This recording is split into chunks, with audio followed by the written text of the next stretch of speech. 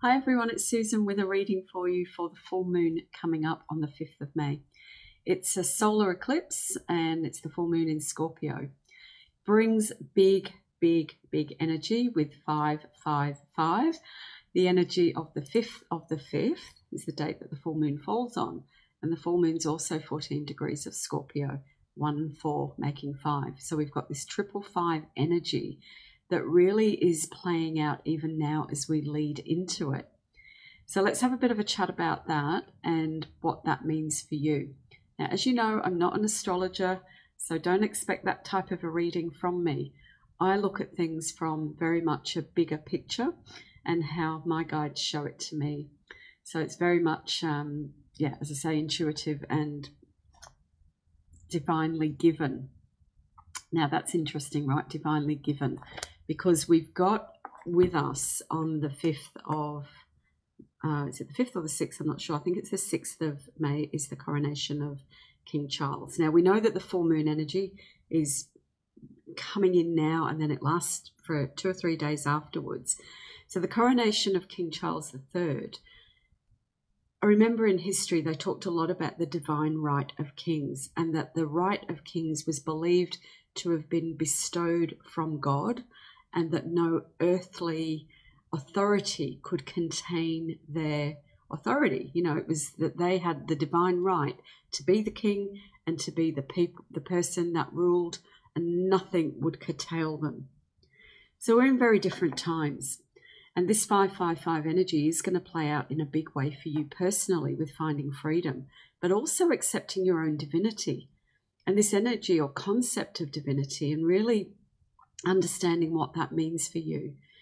So for me, what I'm seeing is this energy of the divine is standing in your own light and standing in the power of who you are and not being swayed by the temptation to fall into fear. And I may have mentioned this before, but when we fall into fear, it interferes with our energy field. It interferes with our thoughts, with our projection. Now, you know that every thought you have is creating that vortex around you that's pushing the path forward and bringing to you what's in alignment with your soul. So whatever it is that you've been working on, I encourage you at this time of the full moon not to be swayed from it, but just to ride the waves of energy that are coming. Because the fact that we're going into this time and the full moon's in Scorpio and it is an eclipse, it's huge. And it's bringing with it right now deep emotions, these patterns that are so deep where we're re-looking at our past. Always, you know, this last 2 or 3 years, there has been, what is it that we haven't resolved? What is it that we're still holding on to within ourselves and thinking that either we were wrong or we made the wrong choice? So this freedom energy that we're moving into is the right to decide what is right for you. And that's not going to fit into anybody else's box. So it might be that you decide that things traditionally don't work for you. So an example of that might be, you know, my parents expect me to do this career, whereas really what I want to do is this career and this career and this career. And so I'm going to do my best to do all of those. And it's giving yourself permission and yourself the freedom to be able to live your life with integrity and live it with love. So this May energy that we're moving into now also brings the energy of Mary, the energy of the Queen of the May, which was always the energy of the mother, the nurturer, and Beltane, which happens on the 1st of May, the old pagan tradition in the UK, and the Celtic tradition about celebrating the flowers, the richness of the new. And what we've got to look at now is what is flowering in you, what is unfolding, what is it that you've been fighting within you because it doesn't fit into the box. Now, because of the awakening that we're going through, because of the fear that is happening, you know, interest rates are going up across the world, inflation is going up, we're in that cycle again. And this is the cycle where innovation happens. It's the cycle where those of you who are brave enough decide to step out of the old, restrictions and say, well, maybe I can't do things the way I used to do them. Maybe I need to do it differently, and maybe I could create something different. So it's only in these times that we experience great freedom, great creation, and the cosmic mind is really online at the moment in a big way. So the aligning up on the full moon. Now, those of you that maybe have your crystals, it's a great time to cleanse them, to put them outside. But the full moon is also a great time to just fully let go. Let go of what you need to let go of. And what I'm seeing in this one is it feels like there's a letting go of the materialistic, the reliance on it, the reliance on, sometimes we go, well, I need new clothes because I'm going to do this. And I need new clothes, or I need a new car because, and yet when you look at it, sometimes you think you need new clothes because you're going for a job interview or for a date, or you're going out somewhere special. Yet wherever you go, nobody knows what clothes you've got in your wardrobe. There's only you that knows. And there's that desire within you to present yourself differently. So I'd encourage you at this time not to resist the shopping, but to recognize that and say, well, when I think I need something new, what is the symbolism of that? I think I need a new house, or I need a new career. What's the symbolism of it? And do I need it really? Or is it calling me to actually look at what I have and how I can express it differently? So for many of you, your work will begin to express differently. It will move into more authenticity. It will move into more of a sense of, this is who I am and this is what I want to be doing. For those of you that are looking for that purpose, there will be that glimmer of, well, maybe I can do a bit of this and a bit of this and a bit of this, and that will be your offering. So I'm really excited about full moons, always. I'm excited about what it shows, even though it can be extremely emotional. So see, I'm wearing my moonstone today. And I always say to people, moonstone is a beautiful, beautiful crystal to wear, but never wear it if you are feeling emotional, because it will just amplify it. And that's okay if you can manage it. But sometimes when there's too much emotion, the mind and the anxiety levels go into overdrive. And what I've been experiencing through the work I'm doing at the moment with people is so many people are in heightened anxiety. And there's almost this loop going on of, how can I change this pattern of behavior? How can I quieten my mind? So the mind energy, we're moving more and more away from it and more into the divine right that you were born with, to rule yourself with complete authority. And that means not breaking rules, but it means living within your own set of truth, your own set of guidelines that align with your soul, align with your own values. And values, by the word values, means that something of value. So we all value things differently. Some of us value friendships. Some of us value security. Some of us value personal growth and development, spiritual growth and development. But whatever it is that you value, this is what you're being called to move into at this time. Now, I said it was going to be big, didn't I? And that the energy is big. Well, I was called, and I don't think I've ever used these cards in a reading online before, but this one, and this is the book that matches the size of the cards, the Lover's Tarot. But what I like about this deck is that it's all of the major arcana cards. So the major arcana really indicate the true direction of what's going on. Now, they're massive, so I've already shuffled them before I came on. But I'm just going to do another quick one because they're really kind of, it's a weird energy of shuffling these. So anyway, I'm always get moved to go with whatever comes at the time. So I'm just going to choose three, and let's see what else, you know, is the guidance for this full moon for you, and what the, well, so the Tower. Now, again, because they're such big cards, I'll probably, that's it. So I'll move back. Now, interestingly in this, so the Tower is sudden change. So you can expect sudden change happening, and maybe you being the instigator of that change. Now, that change that's coming will align you more with what is right for you, and that change is already bubbling and brewing underneath. So if at the moment you are questioning, you are in doubt, then just allow that to rise up so you can experience it, feel it, become aware of it. Because whatever it is that's troubling you is what you either need to accept or to make the choice to change. And this can also mean that big changes will be thrust upon you. And I always remember years ago, I was doing a workshop with some mediums, and it was in the very, very early days of my development.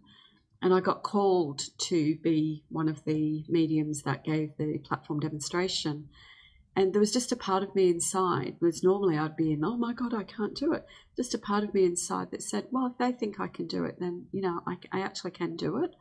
And I believe that more and more of you are moving into that I can do it energy. So where there have been the dreams, where there have been the aspirations, and this 555 is very much about aspiration for freedom, being willing to know that you're totally supported in freedom. So the change may be thrust upon you, and if you are given an opportunity for change, step back, see the bigger picture, look at it, and really move into that space that says, you know what, I actually can do this. So I feel it's going to be very much a can-do time. I am being shown the energy of for some reason, the monarchy energy comes back in. You know, in the monarchy, like I grew up in the UK, and I don't have any real feelings about the monarchy, to be honest. I'm not a pro and I'm not against. I guess what I am more interested in is people taking their own sovereignty and not having a system where people are above other people. You know, also I'm half Indian, so growing up in the UK in the 60s, there was a lot of this caste kind of energy, you know, half caste, not here, not there.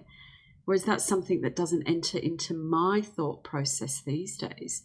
But for many people on the planet, there is still a lot of racial division. There's still a lot of them and us. So I'm just being shown that this crowning of Charles will maybe heighten those differences that still exist between the haves, the have-nots, those that want to hold on to power, and those that are trying their hardest to just eke out a great living and to be people that are seen and accepted. So acceptance has to come from within. And I believe more and more people will be fighting against injustice and having their voices heard. And I believe personally that the change, as I say always, has to happen within, has to happen with you as an individual.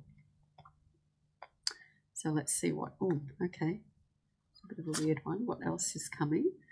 Oh, do you know, I was really hoping this card wouldn't come out, but here it is, the Devil card. Now, that card, when it comes out, is more about the energy of the earthly and freeing ourselves from the earthly binds. So this thing, you know, they always say sometimes you've got a devil on your shoulder and an angel on your shoulder. What voice are you going to listen to? Maybe even in this energy, because the 555 to me just speaks of magic. And many people believe that, you know, channeling, mediumship, psychic work, intuitive work is the work of the occult. But it's actually finding that part of ourselves that is there. There's nothing wrong with being in touch with your soul. What is wrong is the energy of doubt, of fear. And that's where I'm seeing this energy of the materialistic energy and the physical security, where we're having to make peace with that and trust more and more and more and more and more and more that we are loved, we are protected, we are safe, and that we will always have a roof over our heads. There's so many people, and I'm seeing it with, you know, with people that I know that are out of homes, not able to secure rentals, not able to find things. But I do know that there are plenty of opportunities there for them to reach out and ask for help, and help is being given. So there is always help. Most of us, and most of you that are watching this, live in not third world, but first world. And even those of you that watch, I know many of you watch from South Africa, and I know how difficult things are there with power outages. But I also know there's a great sense of community that's coming back. So this is a time of growing community, growing connection, being able to say, hey, I've got this, I don't need it, would you like it? Yes, you can come and stay with me for, 1 or 2 nights or a week or whatever, just to get you through. So there are so many opportunities, and more I'm hearing people saying, well, I've got this opportunity, would your friend like that? So what else is coming online? So don't be afraid of the shadows is another message from this card, which even the energy of it reminds me a bit of Jack Nicholson. If you ever watched him in any movie, especially, what was it, The Witches of Eastwick? Jack being Jack. But yeah, not being afraid of our own shadow. And interestingly, okay, so with the eclipse, because we've got another eclipse coming, so this time I have to get this right, the sun, the earth, no, the sun, the moon, the earth. So the moon is crossing the, however it works, all right, so I get confused. However that works, the shadow will fall across the face of the moon, whereas before the shadow fell across the face of the sun. Now the moon represents our emotions, our femininity, our intuition. So it also represents the cycles of life. So the shadow coming across means there will be darkness, and in darkness generally there's fear. There's also the energy of co-creation or new creation in darkness, where there's no thing. But for many people, maybe you right now, it might be bringing up that energy of fear. So know that when the eclipse happens, there may be this huge opportunity for you to do your shadow work. And the shadow work is, well, who's the boogeyman behind you? What's the fear that you have? And remember too, we're in this time of secrets being revealed. So are you afraid that people will find things out about you, about your nature, about your personality, about your past?